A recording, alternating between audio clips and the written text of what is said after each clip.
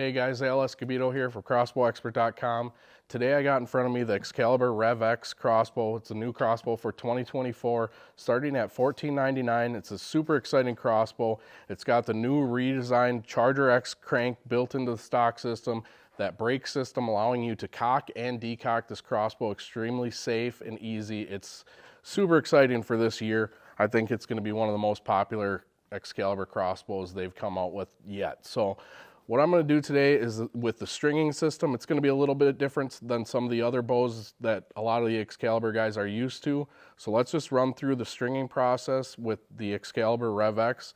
I got my Excalibur stringing tool here. It's $31.99. You can find it right on our website, CrossbowExpert.com. Extremely affordable. Set of strings for the Excalibur is going to be $36.99 for a replacement string. Super reasonable cost of maintenance for string replacement. When you're comparing Excalibur to a lot of the other manufacturers, you're going to find set of stringing cables on 10 points Ravens. Pretty much everyone's going to start right around that $200 price point. Depending on your shop's Raber rates, I've heard as far as $250 for a set of stringing cables. So if you're looking for something that you can shoot quite a bit with very low cost of ownership, the Excalibur lineup is a great option. But let's just go through the string, replacing the string on the RevX here. So you're just going to take your Excalibur stringing tool, and actually this bow with the new trigger design is a little bit difficult sometimes to get this stringing tool to stick into the trigger box to lock it down. It takes a lot of pressure to grab onto the string, obviously for safety reasons. So what I've found that seems to work best for me is I keep one end of the stringer off, one on, and what I'm doing is I'm going to pull this stringer pretty much as tightly as I can, because you need to keep it nice and tight. And then what I'm going to do here is I'm going to release the crank, slide down there, and we're going to put a little bit more pressure on this string here. And then I'm just going to push it down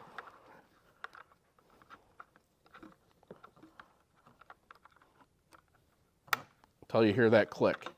Now once you hear that click, you're just going to set that other end back onto the stringing, into the limb tip there, and keeping a little pressure on your crank cable right here, just so you don't get any loose ends in there. It'll bind up. Kind of hold that tight. And I just do it manually without the crank handle just to get it started until I get it nice and tight with some pressure on it. Now if you notice, the trigger box doesn't have a whole lot of travel to go before it's locked into the shooting position, but the string is still in the static position. You don't want this stringer too short where you're putting a ton of extra pressure on the limbs. So I like to keep it, just a couple inches that you're going to pull it back. That's all you really need. So now that I got pressure, a little bit of pressure on the stringing tool, I'm going to put my crank handle in. And all I'm going to do is I'm going to crank the bow back till it locks. I'm going to take my turnout. Now if you take a look here, string's nice and loose. You feed it through that stringing tool, pull it off the limb tip there, slide it out. Same thing on the other side, slide it out and then slide it through. We got our old string. Now this string is actually brand new, so I'm not actually going to replace it. But so now what we're going to do is we're just going to do the exact opposite of taking it off. So we feed it back through the stringing tool right there, if you take a look. And then you just make sure that you got it nice and fully set into the grooves of the limb tip. And we're going to do the same thing on the other side.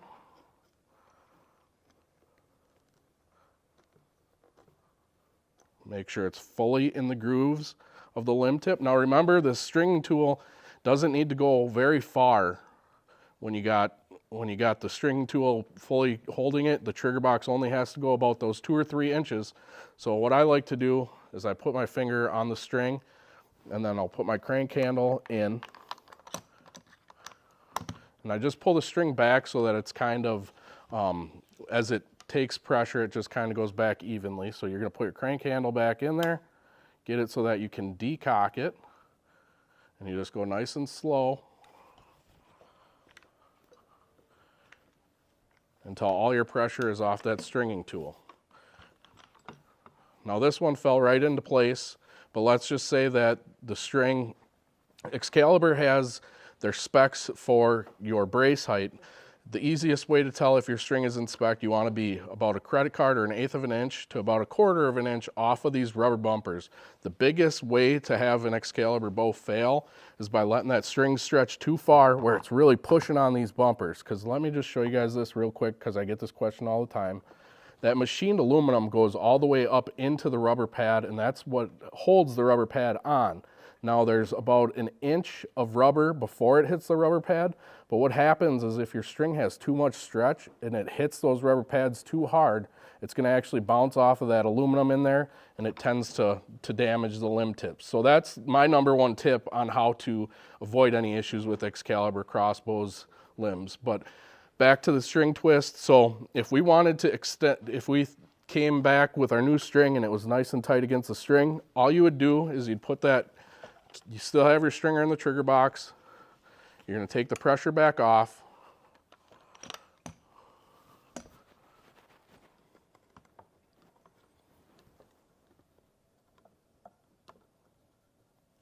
Feed that through again.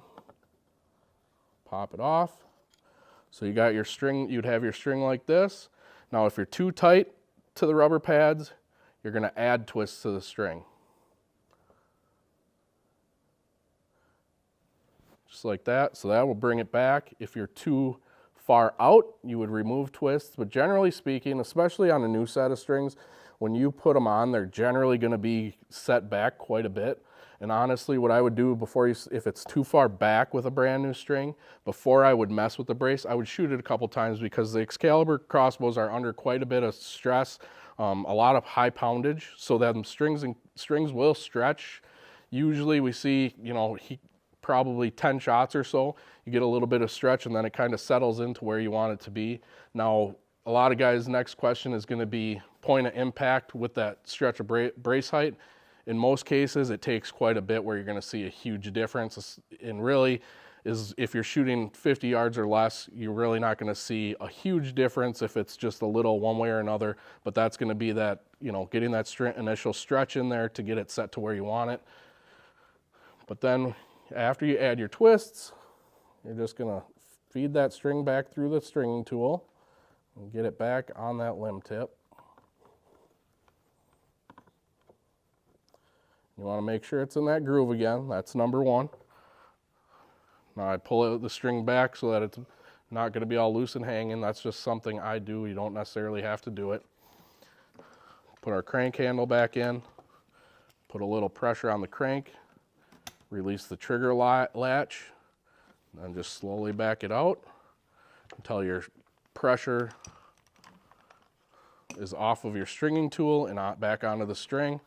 Now, as you can see, we're at, I would say, I don't know, just under 1/4 inch probably. What we're going to do now, this is one of the new features that you're not going to be comfortable with or not familiar with if you're a previous Excalibur owner. So now to release the stringing tool, we actually just slide our trigger mechanism all the way down until that it's lined up with this hole here. Now this hole is designed to release the trigger mechanism from the string, or obviously the stringing tool. So you're just going to go in there. There's a little silver lever, if you can see that in there. That's what the trigger hits to actually make the bow fire. You just hit that lever, pull it back, and your stringer's off. And then again, you can either click it right onto the string, you're ready to go. Otherwise, if you're just looking to store it and you want to put it all the way back, again, keep a little bit of tension on your cable until you get all the excess that you had hanging in here out of it. And then I just kind of use my finger to guide that back, throw on the crank handle to make it a little faster. But I'm keeping a little bit of pressure on this trigger box. If you looked on the other side, I'm just holding my thumb on the safety as I guide it back. What you're doing there is you're just keeping a little bit of tension on that crank strap so you avoid any loose ends or any tangling or binding. It just keeps it operating a lot more smoothly if you keep everything nice and tight. Now we're going to clip it in. I know I don't have a string in it, but I'm still going to take those 3 turns out. It's because it makes removing the trigger mechanism and reattaching to the string that much easier. Pop off our stringing tool. And just like that, we're all set. Like I said, you're looking at about $69 to replace the string the first time, and once you have the stringing tool, it will work over and over and over again, so it's a one-time investment of $31.99 to replace your string.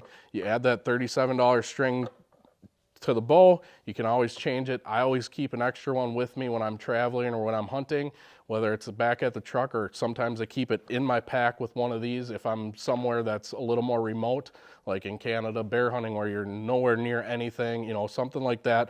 It's good to have one of these and an extra set of strings in your bag, because if something happens, you can change it in that, you know, once you get comfortable, it takes just a couple minutes to do, and you can do it very cheap, very easily.